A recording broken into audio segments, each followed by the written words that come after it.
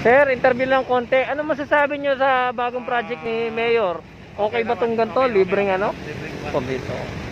So, medyo nakamotor kayo. Napakagandang pan talaga ng pamahalan na talagang ganito yung pan.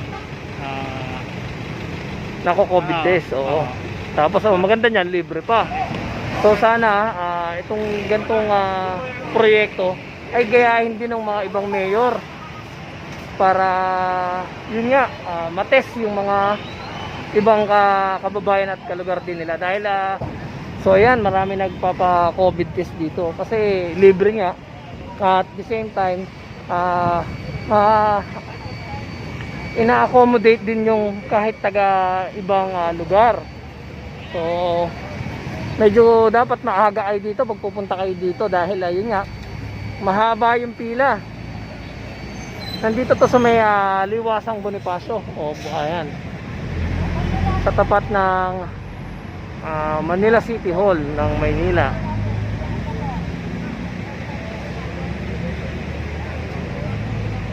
So makikita nyo na marami talagang nagpapa-COVID test dahil libre. So ayan, may misting. So tricycle not allowed. So kahapon kasi nasabi ni Yorme na 3 gulong pwede, pero ayan po, nakita nyo naman na not allowed po yung tricycle. So motor, saka mga sasakyan. So kahit ilan sa pamilya ay pwede. So ayan, nagpo-fumigate muna dito. Kaya hindi tayo nakatapat dyan, gawa ng linya. At mababasa ang ating camera.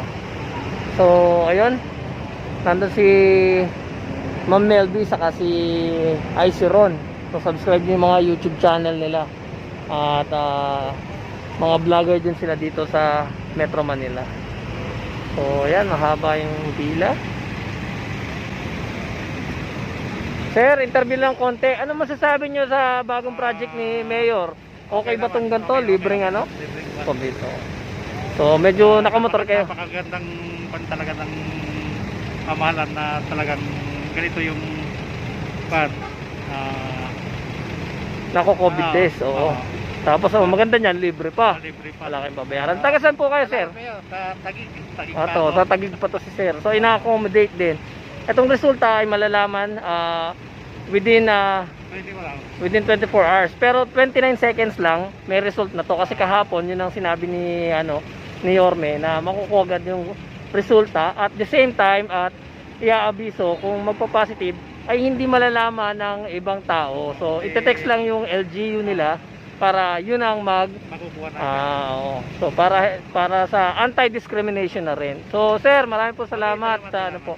So nakamotor si sir, isa sa mga magpapa-COVID test. Ganun din yung mga nakabike dito, ayan, magpapa-COVID test din. So salamat Mayor Isko Moreno sa napakagandang drive-thru COVID testing area mo na isang proyekto na naman ng Maynila. At hindi lang taga Maynila ang naikinabang dito, ganun din yung mga taga ibang lugar. So good job para sa lungsod ng Maynila na naman to.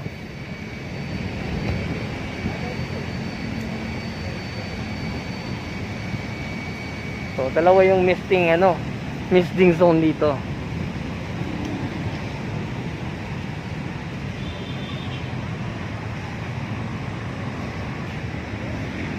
So ito yung mga kaganapan dito sa Maynila. Tapos bisitahin naman natin yung yung Loton area. May bagong project na naman si doon, Yorme, yung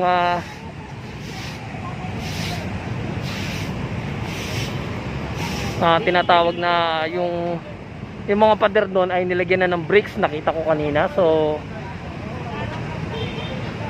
at lalagyan ng mga halaman na gano'n, kagaya doon sa opisina ng City Engineering. So may bricks na, may halaman pa, gano'n ka social yung pader na ilalim ng tulay ng Loton. So ayan, silipin lang natin ng konti.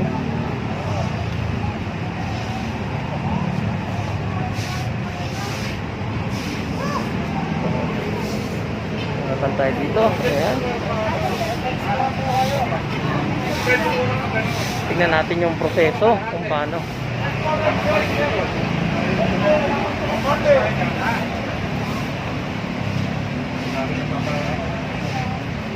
So, ang dami nagpapa-COVID test. So, Kumuha ka muna ano? Kumuha ka muna dyan. Kumuha ka dyan. so paano ba magpa-COVID test dito sa drive-thru na to?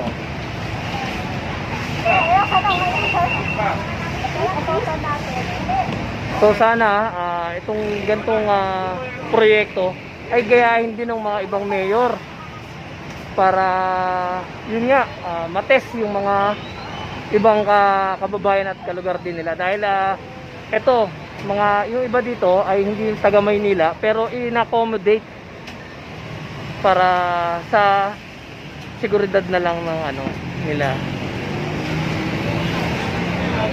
Kaya gaya na nasabi ni Mayor kahapon, yun nga yung pagiging anxiety natin dun sa iniisip natin kung may COVID ba tayo o wala. So ito na yung sagot para mapanatag yung yung isipan ng tao kung positive ba siya o hindi para sa kanyang pamilya.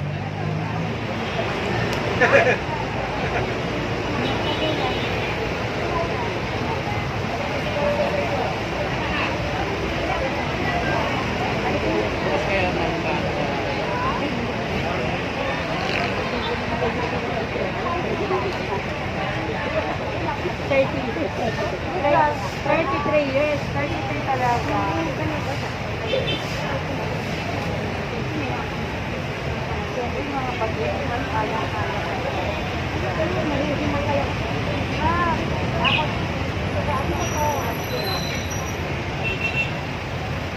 So yan, mayaman saka yung middle class ay nakikita nyo na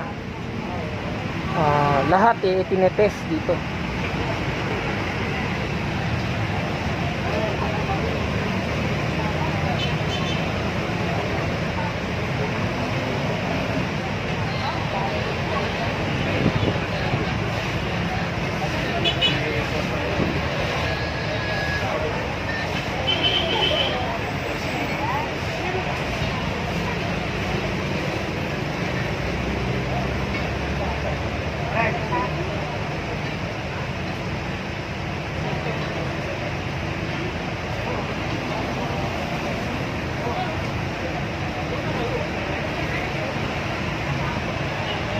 So ayun, lumabas si Mayor.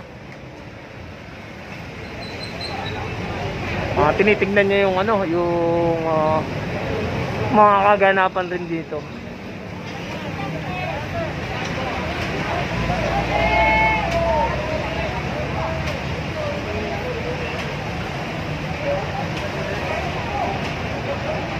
So hindi na natin kukuhanan yung pagkuha ng dugo. At pupunta tayo dito kay Mayor Isko Moreno.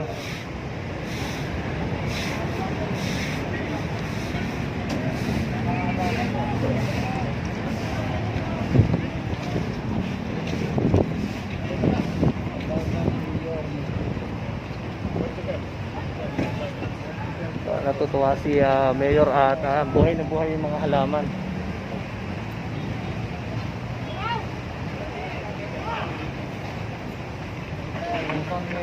Nandito lang tayo, marami tayo ng kapatid. Meron kami pupunta, isip na ako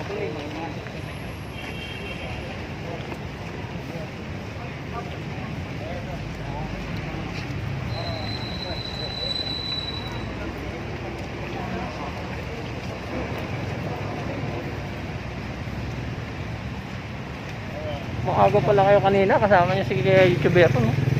Nagdagohoy pala kayo.